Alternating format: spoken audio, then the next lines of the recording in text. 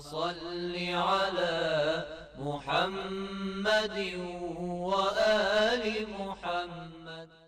أعوذ بالله من الشيطان اللعين الرجيم. بسم الله الرحمن الرحيم وبه نستعين. ثم الصلاة والسلام على سيدنا ونبينا وحبيب قلوبنا أبي القاسم المصطفى محمد. اللهم صل على محمد وعلى آله الطيبين الطاهرين المعصومين، لا سيما بقية الله في الأرضين، أرواحنا له فداء. أما بعد، فقد قال الله سبحانه وتعالى في كتابه الكريم: بسم الله الرحمن الرحيم. وضرب الله مثلا قرية كانت آمنة مطمئنة يأتيها رزقها رغدا من كل مكان فكفرت بأنعم الله فأذاقها الله لباس الجوع والخوف بما كانوا يصنعون. صدق الله العلي العظيم. Assalamu alaikum wa rahmatullahi wa barakatuh. I begin in the name of Allah, the Beneficent, the Merciful, and I give my salutations upon the Prophet of Allah and his holy progeny.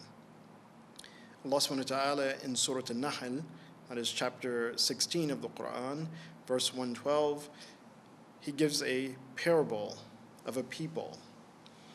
He states that, and Allah has drawn a parable of a town that was secure and peaceful, and provisions reached its people from every place. It reached the people in abundance.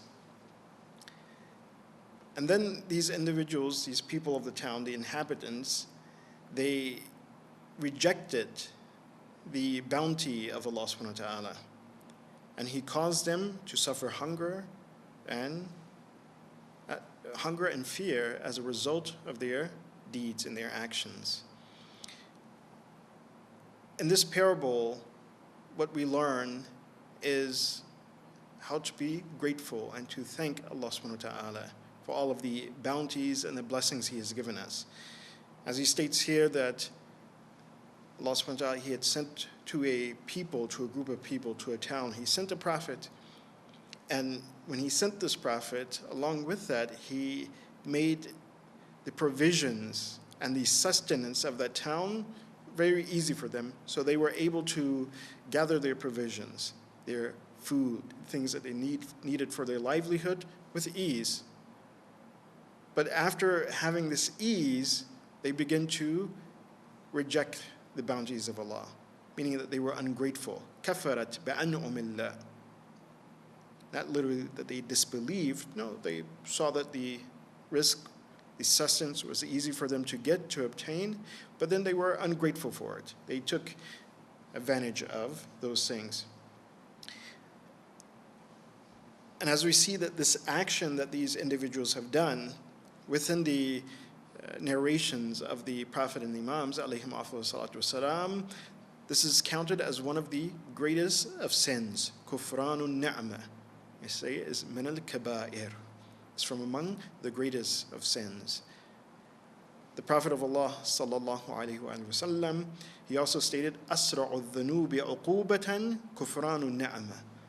He says, among all of the sins that maybe a person would do or commit, he says the one which will bring about the punishment faster is kufranu ni'mah, to turn away, to reject, to belittle a favor that has been done for you. And there are multiple ways that one may reject the favor, that if someone uses that blessing that he or she has received in order to disobey Allah subhanahu wa ta'ala. This is one way. As Imam Ali, he states in the Pearls of Wisdom, he says, "Man ista'ana bin ni'ma ala al-ma'siyah fahuwa al-kufur." So here he's defining what it means to reject the blessings of Allah subhanahu wa ta'ala. Meaning that if a person receives a favor, a gift, say for example as money, and he uses his money to commit a crime, this is a disregard for this blessing, disregard for the favor and the bounty that this individual has received.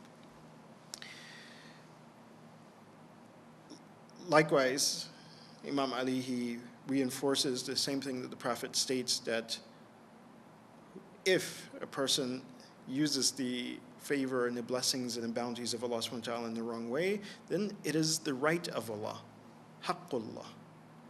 It is the right of Allah to remove that blessing. And as we see in this parable of the Quran, verse 112 of Surah An-Nahl, Allah subhanahu wa ta'ala, He says, فَأَذَاقَهُمْ الْجُوعُ وَالْخَوْفُ. So He's made them to feel hunger and also fear, meaning that He has taken this thing away from them. And often this is the feeling after one has had a blessing removed from them. Quite often we don't realize the blessings that we have until it's gone. And once that blessing is gone, then we have these anxieties. The khawf and ju' perhaps is an expression of the anxiety one feels, the afterthought that one thinks about, that when they had something, but they did not use it properly. Now that this thing is gone, then they realize the value of that blessing. So in order to remove ourselves from this state, if we are in the state of not recognizing the blessings of Allah, not giving thanks for the blessings of Allah, then how do we remove ourselves from these things? First and foremost, we must understand how to thank Allah subhanahu wa ta'ala, when to thank Allah subhanahu wa ta'ala, and for what should we thank Allah subhanahu wa ta'ala. One of the greatest companions of the Prophet and a number of the Imams, Abu Basir, which is Jabir ibn Abdullah Ansari, who lived during the time of the Prophet, and up until Imam Jafar as-Sadiq alayhi salatu wasalam, he came to the Imam Sadiq, and he asked Imam Sadiq, Hal shukri had, is there a boundary for giving thanks to Allah subhanahu wa ta'ala? Or basically, what is the definition? How do we give thanks to Allah subhanahu wa ta'ala? So thereby we know that we are truly thanking Allah subhanahu wa ta'ala. So the Imam responded. He says, yes, there's a way that a servant can understand whether he or she is giving thanks to Allah subhanahu wa ta'ala. And he stated, this is the parameters. Yahmudullah ala kulli ni'matin alayhi fi ahlin wa malin wa in kana fima an'ama alayhi fi malihi haqqun addahu. He says that the servant of Allah subhanahu wa ta'ala should thank Allah subhanahu wa ta'ala, should praise Allah subhanahu wa ta'ala, should say Alhamdulillah. All praise be to Allah subhanahu wa ta'ala for every blessing that he or she has received from Allah subhanahu wa ta'ala, from their family, the blessings of one's family, the blessings of one's wealth and sustenance. And if there's something in one's sustenance that another person has a right over, then they give that right. For example, charity. So one should be giving charity from his wealth. Or if someone has taken a loan and they owe someone, and that person comes from that.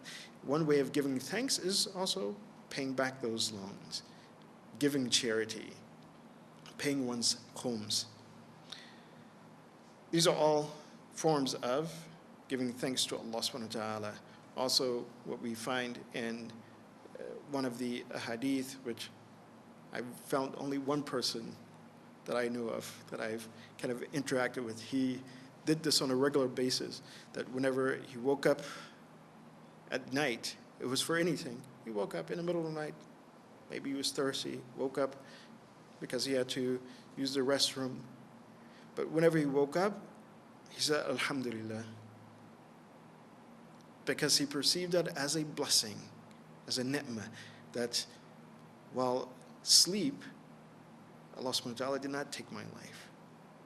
That He allowed me to wake up, and in my waking, I am benefiting from the blessings of Allah subhanahu wa ta'ala. So every time this individual woke up, whether it was in the middle of the night or whether it was when his alarm clock went off, he said, Alhamdulillah. Also, one of the important aspects of showing thanks to Allah subhanahu wa ta'ala, which sometimes we may be neglectful of, and it's in one of the hadith of the Prophet, very beautiful hadith. He says, لا يشكر الله من لا يشكر الناس. That Allah subhanahu wa ta'ala, He does not give thanks. And this is one of the attributes of Allah subhanahu wa ta'ala, that He gives thanks. And why does Allah subhanahu wa ta'ala give thanks? Allah is grateful for His servant who worship Him. Not that Allah subhanahu wa ta'ala needs to be grateful. But Allah subhanahu wa ta'ala, as we see in the Quran, in a number of places, that He is Shakir. He is thankful, He is grateful. And when He is grateful, He increases the sustenance and the blessings of His servants. Likewise, the Prophet of Allah, he states that whoever does not thank man, man lam yashkur nas, lam yashkur Allah.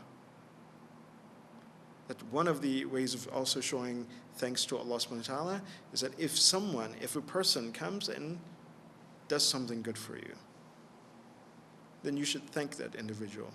Because by thanking that individual, you're thanking Allah subhanahu wa ta'ala. Allah subhanahu wa ta'ala has blessed that individual with the ability to help you, to give you from His bounties, and therefore you thank this individual, and thereby you are thanking Allah subhanahu wa ta'ala. And I pray that in this blessed month of Ramadan, that we are all able to thank Allah subhanahu wa ta'ala for all of our blessings, for all of our ni'mah that He has given us, and that we do not fall short of remembering these blessings, whereby we become ungrateful. And I pray that Allah subhanahu wa ta'ala continues to bless both you and I. And I ask Allah subhanahu wa ta'ala for success for both you and I. وأسأل الله التوفيق لي ولكم وآخر دعوانا أن الحمد لله رب العالمين.